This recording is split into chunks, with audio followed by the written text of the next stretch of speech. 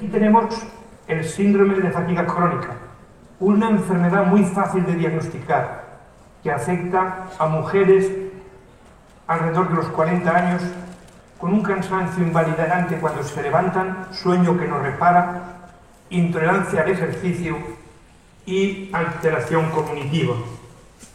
Así de sencillo es el diagnóstico. Poco a poco se fue viendo que estos enfermos llegaban a explicar 150 síntomas que iremos viendo. Y aquí los criterios canadienses adquieren protagonismo. En el 2015, el Instituto Nacional de la Salud quita el estigma psicológico de la enfermedad y pide una revisión a grandes en metodología científica y se demuestra que había 10.000 trabajos donde se demostraba que esta enfermedad era una enfermedad biológica. Marcan unos criterios y a partir de ahí el número de publicaciones se ha triplicado. Pero no nos quedamos aquí. El 10% de los que sobreviven al cáncer desarrollan esta enfermedad. Y no es por los tratamientos. Luego explicaré por qué es. Mi amigo Pepa Selga, que murió hace unos años, era un grande de la oncología mundial. En el Memorial hizo la primera unidad de fatiga en el superviviente. En la enfermedad inmune, artritis reumatoide, Crohn, colitis ulcerosa, ya se estudia el impacto de la fatiga en los ensayos clínicos. Las infecciones crónicas, el dengue, el ébola, la hepatitis B, la hepatitis C, ha sido totalmente revolucionario. Y esta enfermedad se ha despertado con la COVID. La complicación más grave de la COVID en fase crónica es el síndrome de fatiga crónica. En este momento, desde febrero del 2020, hay 60 millones de enfermos con síndrome de fatiga crónica. El Instituto Nacional de Salud americano va a dedicar 3.000 millones de dólares a estudiar esta enfermedad. Esto es enormemente importante para nosotros y este campo también es de enorme importancia en este momento en el síndrome de sobreentrenamiento.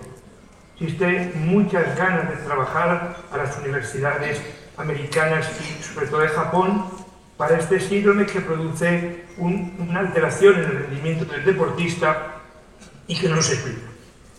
Nosotros en nuestro hospital tenemos un registro ya de 4.000 pacientes, que es uno de los primeros y más importantes del mundo. Hace 2 años vino a verme un matemático joven que quería hacer la tesis, analizando los datos del síndrome de fatiga crónica que teníamos. Va a leer la tesis en 4 meses y este chico en Predoc ya ha publicado en Nature. Nuestros datos en inteligencia artificial con modelos matemáticos, lo que contesta el enfermo en el test de calidad de vida nos dirá lo que contesta en el test del sueño, de la ansiedad y depresión.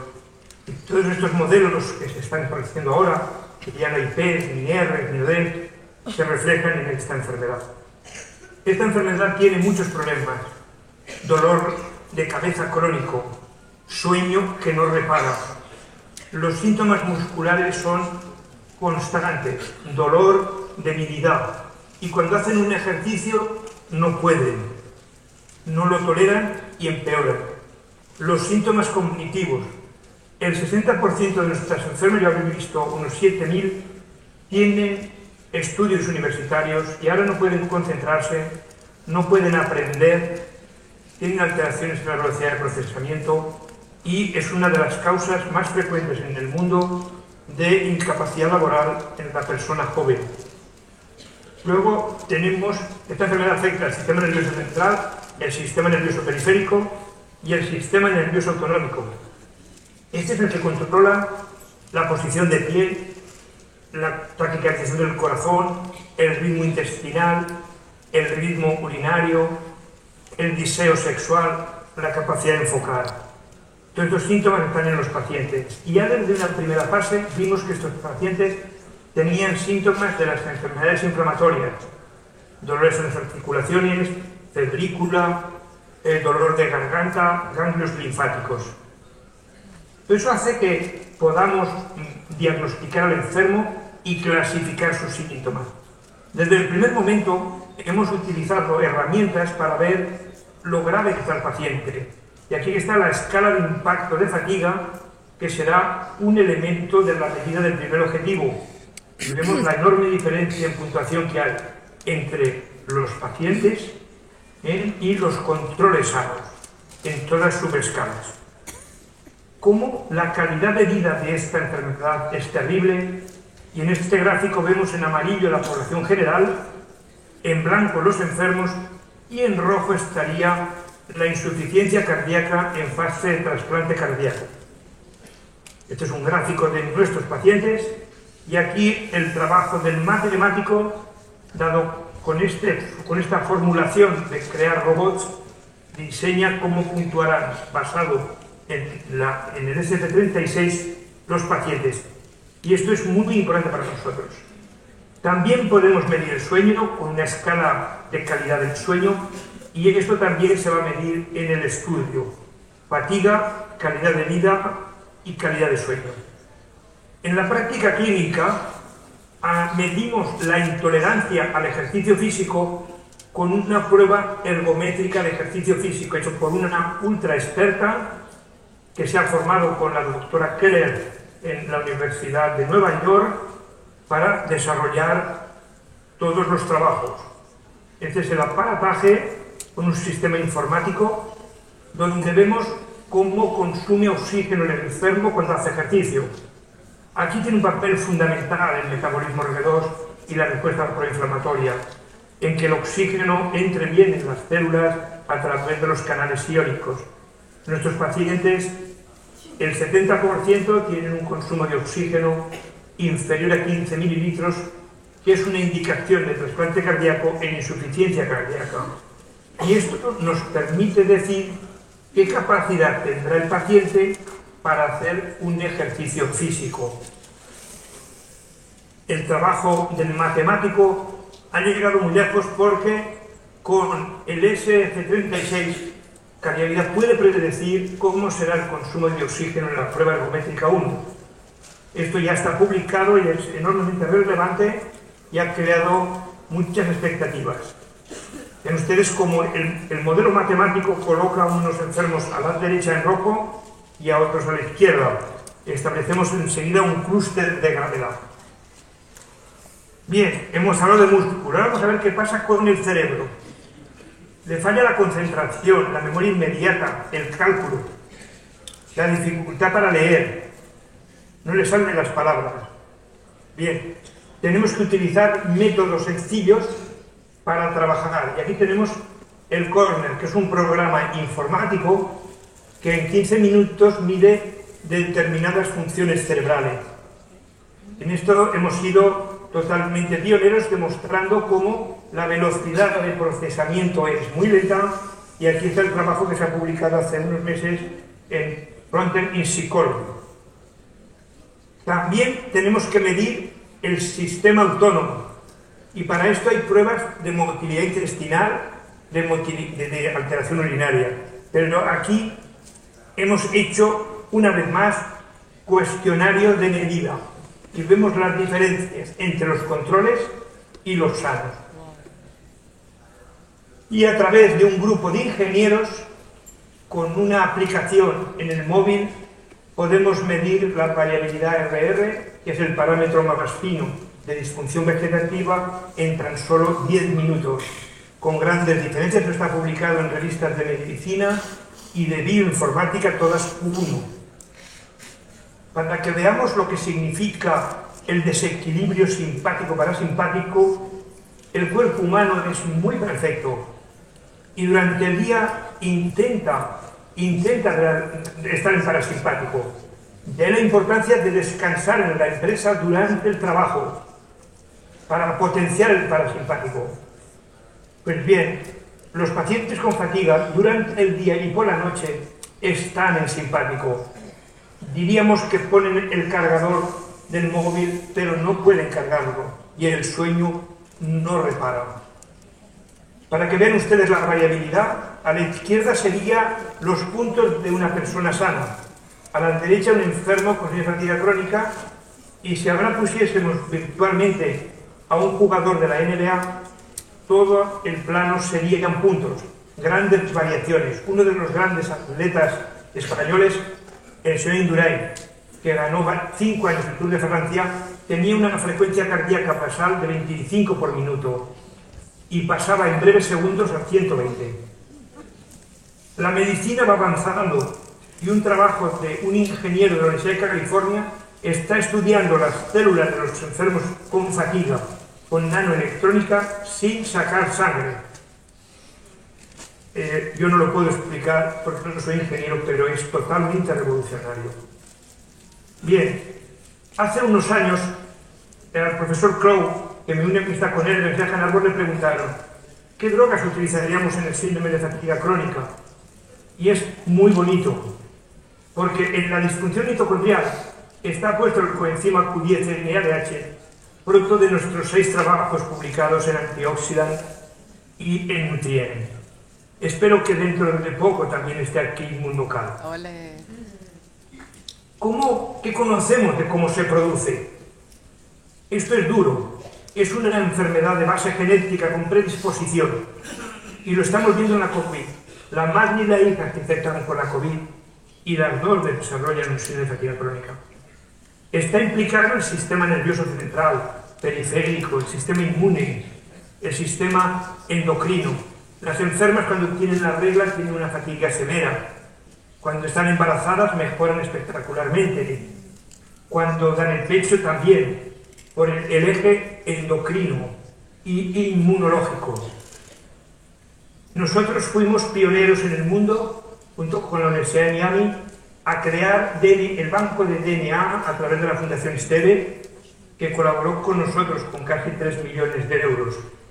Y tenemos ya determinados genes que tienen una gran posición en la predisposición. La RNA-L, de esta molécula sale el invento de la alfa-1 antitripsina como patente con grifos. Y el síndrome de fatiga post-COVID nos ha puesto de manifiesto que los virus desencadenan la enfermedad. Y en un trabajo reciente de inteligencia artificial vemos que dentro de los muchos subgrupos de enfermos el síndrome de fatiga crónica tiene un peso específico en estos pacientes que tendremos que clasificar bien. Estaría la respuesta inmune el desencadenante. ¿Qué le pasa a las células del sistema linfoide? Que reaccionan de forma anómala. Este es un trabajo que hicimos con IRSI Canesa, uno de los institutos de investigación en inmunología más importantes del mundo, que está aquí en Barcelona, donde se puso de manifiesto que las proteínas de expresión de los linfocitos eran diferentes. El grupo de la Universidad de La Joya demostró que la respuesta celular metabólica era homogénea, igual que la clínica, y con 10 proteínas de metabolómica se diagnosticaba prácticamente el 96% de los pacientes. La microbioma, esto que está tan de moda y que ahora tiene, en mi opinión, un pequeño peso específico. ¿Por qué? ¿Qué hacemos ante un microbioma alterado, ante un paciente determinado? Vamos a hacer un proyecto innovador para que con la inteligencia artificial podamos diseñar el probiótico necesario. Esta idea es una idea apasionante que un laboratorio nos ha tenido. ¿Y quién está en este grupo de esta publicación? Pues las 5 universidades que a mí me han formado en Estados Unidos. Hay mucho interés en la disfunción de las mitocondrias, trabajos de proteonómica de enorme impacto, con todos los complejos respiratorios y una vez más el metabolismo redox, trabajos sobre la bioenergética en las células del sistema inmune, elemento de la mitocondria, y nosotros siempre nos ha interesado mucho estudiar el componente bioenergético. Fuimos de los primeros que evidenciaron en las células disminución de la ATP intracelular, del coenzima Q10 y la lipoperoxidación lipídica, que es muy interesante en lo que puede hacer Inmunocal. Debido a la intervención que pudimos hacer, mejoró y se publicó en Clínica Nutrición y Antioxidant, 2Q1, revistas de enorme impacto. El grupo italiano está desarrollando algo muy interesante, que es la firma de la proteómica mitocondrial en esta enfermedad. Y ya hay un trabajo muy reciente que pone de manifiesto que en la afectación del SARS también está la disfunción mitocondrial. Y hay un trabajo de un gran amigo nuestro de Múnich que ha puesto de manifiesto que cuando los virus entran en la célula y de un enfermo con fatiga y con un programa podemos ver la actividad intracelular, en una primera fase se produce como se llenan de metralletas y liberan una gran cantidad de citoquinas, pero en una segunda fase se hacen el muerto, rompen la ATP mitocondrial. Eso explica por qué el paciente dice: tuve un cuadro como una gripe y ya no tengo fuerzas. Aquí Inmunocal tendrá que decir muchas cosas. Bueno, como siempre pasa cuando te encuentras con maestros, Tony Komarov es el que describió el síndrome de fatiga crónica, profesor de la Universidad de Harvard y una autoridad mundial.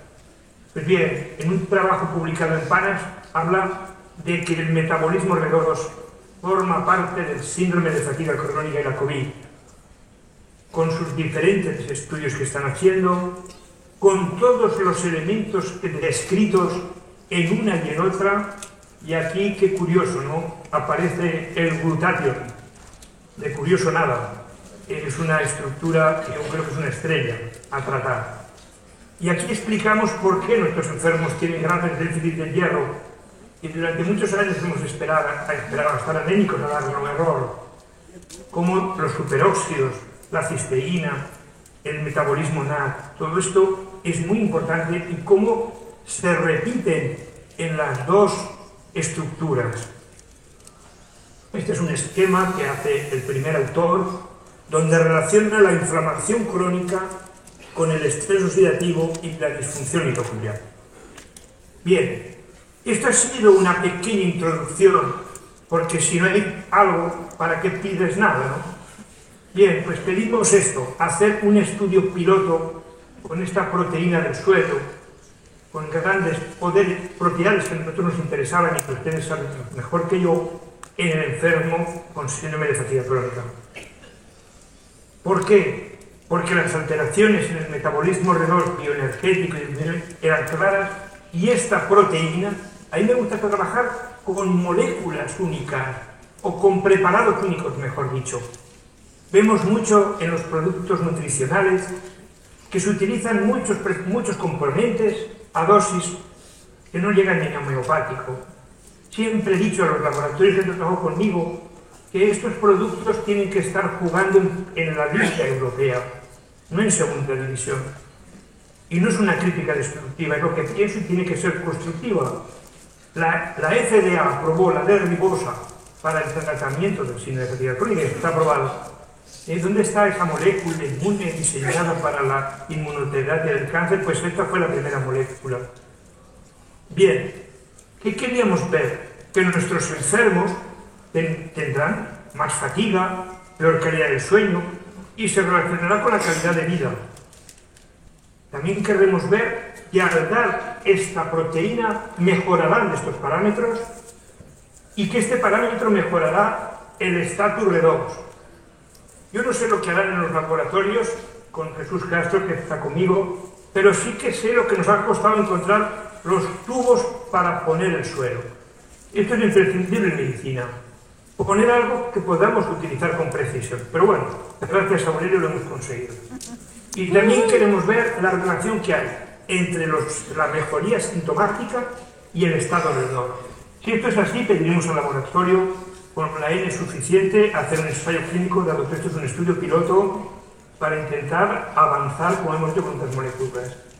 ¿Qué queremos? Ver la eficacia en la escala de fatiga primario, secundario en la escala del sueño, PSQI, y en la calidad de vida. Y también en la valoración de la respuesta redox en las células. Como no hay ningún estudio hecho con 30 enfermos en cada brazo es suficiente y el CEIC lo ha visto óptimo, ¿por qué ponemos 70? Porque calculamos que habrá una pérdida de este porcentaje y hemos de terminar con 35 que hayan acabado el tratamiento durante 12 semanas. Los que han empezado, los enfermos, pues vaya, lo toleran perfectamente, son pacientes que tienen muchas ganas de mejorar, algunos conocen todo lo que se ha desarrollado y hacemos visitas basales, intermedias y finales, tanto con valoración clínica y cuestionarios como estudios analíticos. Para nosotros esto es muy importante, lo que es el prelavado. Llamamos al paciente para ver si cumple criterios y vamos a tratar de que no tome durante el estudio productos que nos podrían entorpecer las conclusiones. Muchos productos que se toman y que su retirada no va a suponer al paciente una alteración, pero indudablemente el lavado tiene que hacerse de una manera correctísima. Son pacientes entre 18 y 65, cumplen criterios del síndrome de fatiga crónica y lógicamente pues dan su consentimiento informado. No han podido participar en los 30 días, el investigador ve que va a poder hacer el seguimiento, no toma, ahora es obligatorio que no tome anticoagulantes, que no esté embarazada y evidentemente que no tenga una historia previa de hipersensibilidad al producto. Y estos son los elementos que vamos a valorar. Estamos ilusionados tanto en los resultados clínicos como en los resultados biológicos. Y solamente esto, si hay alguna pregunta que no sea muy difícil, pues la contestaré y repito, para mí es un honor que hayan escuchado nuestra propuesta. Es entrañable.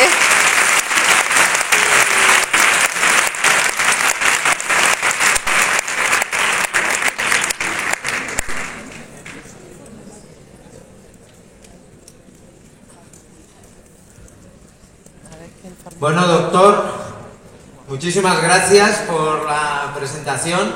Yo sé que pronto le vamos a tener en persona con nosotros y además ya con todos los resultados tangibles de ese estudio clínico que van a ser espectaculares y además con el respaldo enorme del Valle de Hebrón y de una autoridad como don José Alegre, como el doctor José Alegre. De verdad, muchísimas gracias por estar con nosotros y fuerte aplauso le enviamos desde aquí.